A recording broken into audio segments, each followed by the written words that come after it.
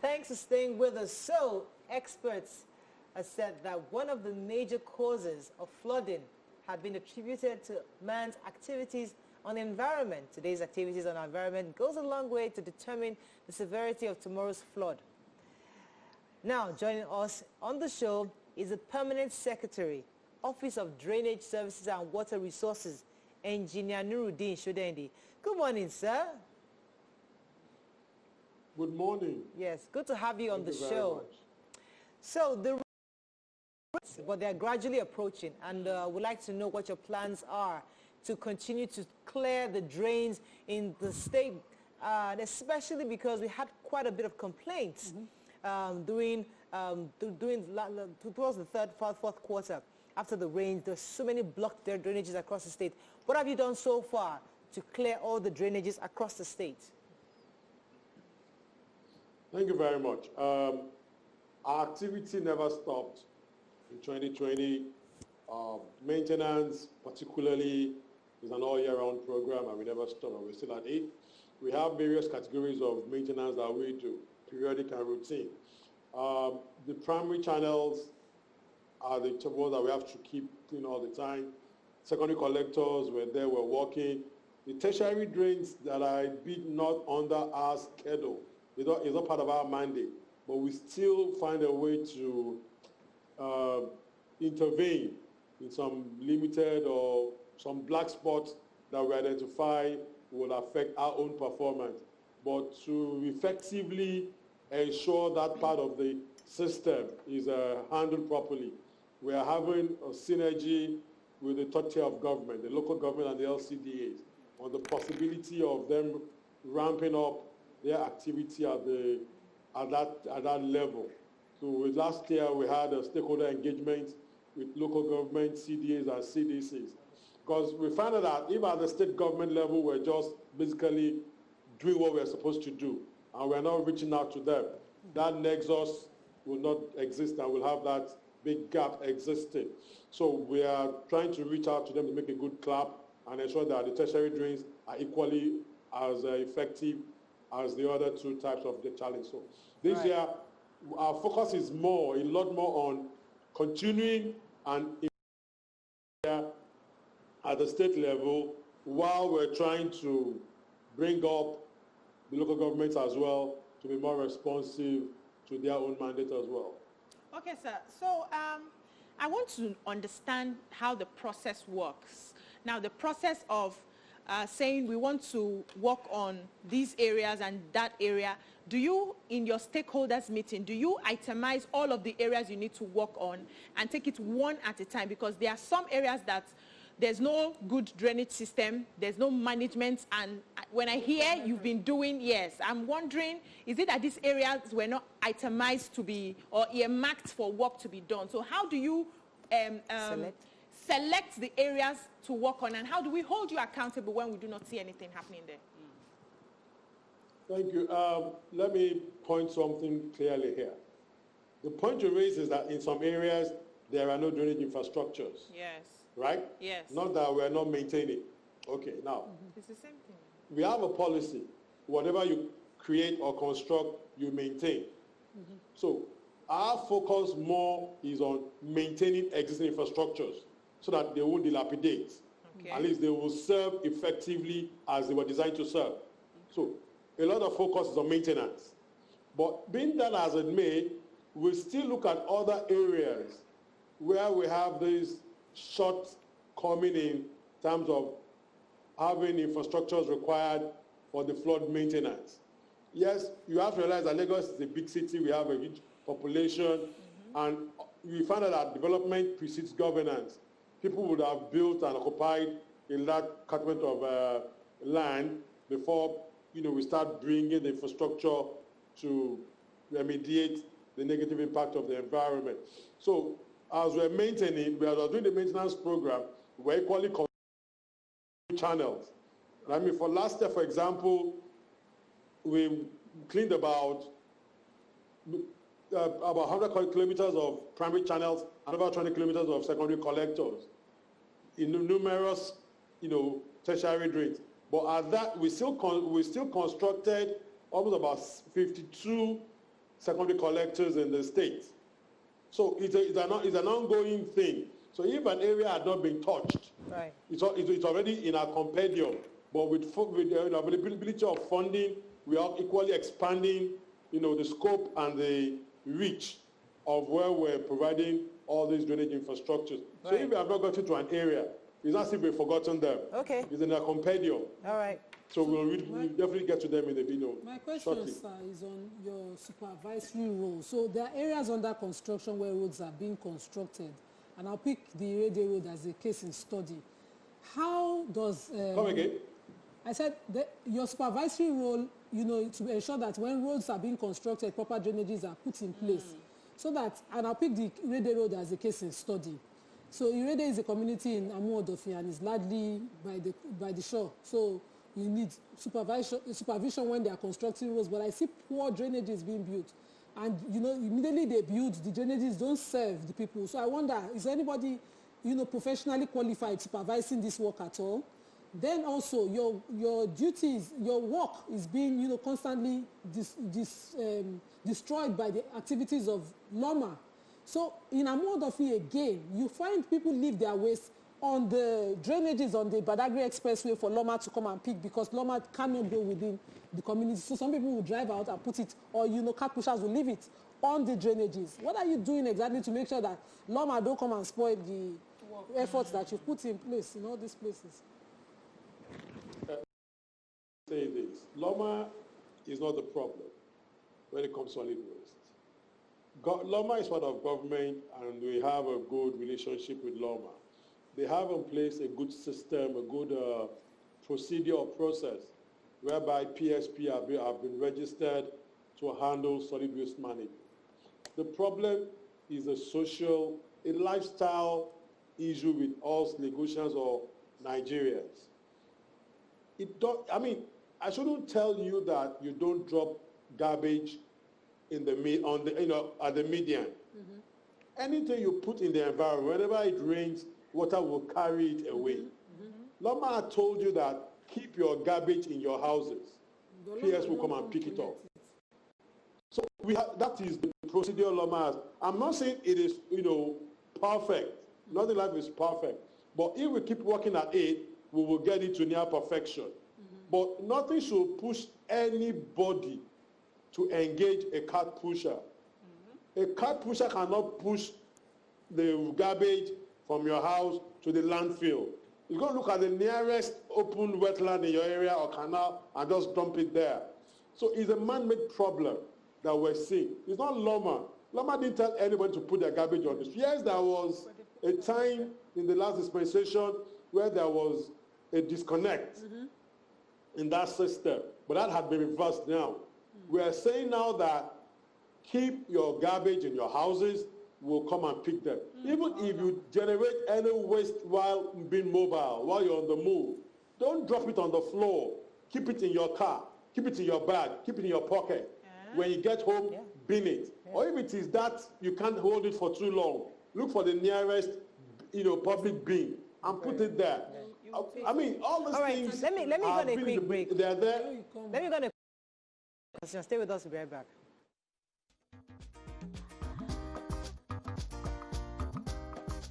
Stay tuned. Your View will be right back. Thanks for staying with us. Right, we still have the Permanent Secretary, Office of the Drainage Services and Water Resources Engineer Engr Nurudeen Shodeinde. Mariam had a question for the break. Yes, go ahead. I remember the last time you were on the show with us last year, there were many projections about flooding and drainage, waterways that may be open to, dams that may be open to release water, but it didn't seem to have happened. And I'm wondering what happens in a period where there's dry season? What sort of work is put in place to make sure that when this flood comes, when the dams are open, people are not endangered? Or do we just wait until the flood comes and start telling people, run away or pack your load? Last year I was trying to, make you aware that the problem is not that the dam was opened or not opened. The dam was actually opened last year, throughout last year, in the rainy season. The dam gates were opened. But we didn't experience flooding because the rainfall event was not in so much of intensity that will cause flooding downstream. That is Lagos catchment. The dam was actually opened for the better part of September through November. But it is, like I said, it is what the amount of rainfall up north from Ogun State, Abeokuta, Oyo, Osun, Ondo, Kwara, and part of Benin that affects us in Lagos. Well, a lot of rivers, about 8 of them, 8 major rivers terminating the lagoon system in Lagos State. So not that the dam did not open, the dams were open. But what we did last year's event for not having river flooding is because the rainfall was not as much as predicted. Predictions are assumptions that some scientists think, okay, based on what happened, they extrapolate and they give you some figures. So we planned with that. Thank God we were proactive, we planned with it, and we were able to realize that working with the Ogun River Basin Development Authority, we had enough early warning system to advise people living in low-lying areas and wetlands. So that was what happened. So during the dry season, what normally happens is that we'll continue the engagement with NIMET, NISA, and the Ogun River Basin Development Authority in ensuring that we get their prediction. When we get the prediction, because you cannot determine or prevent what God is going to do. Rainfall is a natural event. It happens and we can only manage it because the dam and the entire system up north is not dependent, is not dependent on Lagos. Rather, we are dependent on them. So the best we can do is to respond to whatever we've been informed could likely happen. So it's a management process that we'll keep on engaging with these federal government agencies to get enough information for us to plan better. Let's talk about maintenance, because that's a major issue. So you come up with all these plans, you clear the drainages, and yet people still continue to throw dirt and their waste into these drainages. What have you done so far to continue to remind community members that they should keep their drainages clean? In the new year, we want to keep on with our engagement with the community. I said in my earlier statement that we're going to interface with the grassroots, the local governments. We found out that, yes, enforcement is what we will need it. But before enforcing, let's keep on the advocacy. Let's keep up with the education of the people. A lot of people do things without having a mind to it. It's just something they just grew up with. They've been doing it, they get used to it. It's a lifestyle. So we want to get people to have a lifestyle change. So we want to work with the CDAs and the CDCs. We want to empower them to have some enforcement capacity and ability. That if you see anybody, dumping garbage on the road, we are empowering you to be able to reprimand them and take them through. So a process is being worked out. Right. At the state level, whereby CDAs and CDCs and local government that are really close to the people. That in your area, you have land association, you have tenant association, and you have CDAs. So we'll be able to work with such groupings to ensure that their communities are clean. Right. Because they are the government. We are just the servants. Right. So we need to have an eye. We need to have a presence at the local level. Okay. So that's what we're doing in the new year. Right. All right. Do you also have punitive measures or punitive fallbacks or sanctions for people who go ahead constructing drainages that connect to other communities and disturb them? Let me quickly add to that question, sir. Is there a portal for please, people to make... Okay. So I'm saying, do you have a sort of punitive measures put in place for people who go about constructing drainages, linking to other communities and thereby affecting those communities? Is there anything in place to keep them in check? Exactly. And is there a portal to make reports to your ministry without, going to the local governments because people cutting corners? Is there a way to report to your community and ensure directly? Yes, you can. Well, let me just say that anybody that is trying to construct a drain, before you even do that, you need to get a permission, you need to get approval to construct the drain. We are assuming that you are trying to deflood or solve a flooding challenge. But before you construct the drainage channel, you need to ask us, how that your drain fits into the master plan of the state. If it's a tertiary drain, that one is just a drain along the road. Or if it's a major secondary collector or primary channel, you have no business touching them without taking the guidance, because you're doing these channels on behalf of the state. So if anybody does that and it's something that is now causing problems somewhere, definitely there's a reprimand. Definitely. Okay, there's sir. a reprimand. So Sir. we will need the information to come to the ministry through the Office of the Commissioner, the SA, or myself, and definitely we will, rise up to action and prevent such from happening. We need the information. Where in new sites such drainages have been constructed by each street and finally they are at loggerheads now, they've created a problem rather than solving one. How do you come in to help resolve those problems? Do you have men who can be assigned to that community? It is very, it's a very simple, our mandate is a physical mandate. When we're performing, it is obvious. You see the drainage. If I say I'm working somewhere, you will see it. So if there is an issue with the drainage infrastructure, we will come there and look at the capacity and what has been done. If it's actually a no-no, we'll remove it. Definitely, we'll remove it. But if we are sure that the person really wants to solve a flooding challenge, we'll now guide the individual involved or community on how best to solve that problem. Right. Yeah, nobody wants the area to be flooded, but you cannot deflood your own, take your own problem and that community. Okay. So everybody needs to have their fundamental human rights protected. So we are here to resolve all problems amicably. Okay, let me just by get my solving final all four question for challenges. you. Yeah, when you have the will, we'll support you. We have some tweets here, and it has to do with LAWMA and how it affects drainages. So this person says, Kikepre says, garbage is dumped everywhere on the streets through the length of Meron Road in Alimosho local government. And the garbage, gets into the drainages and floods compounds. Bemishola Olushola says that she contacted her local government last year to complain about Sholakwe Oworu Street Ago drainage, but local government did not respond and they did not even acknowledge. So that is also another thing where they feel that they need, how can they report to you directly instead of going through maybe other agencies or the local government? I said it earlier that constitutionally, the local government also has a role to play.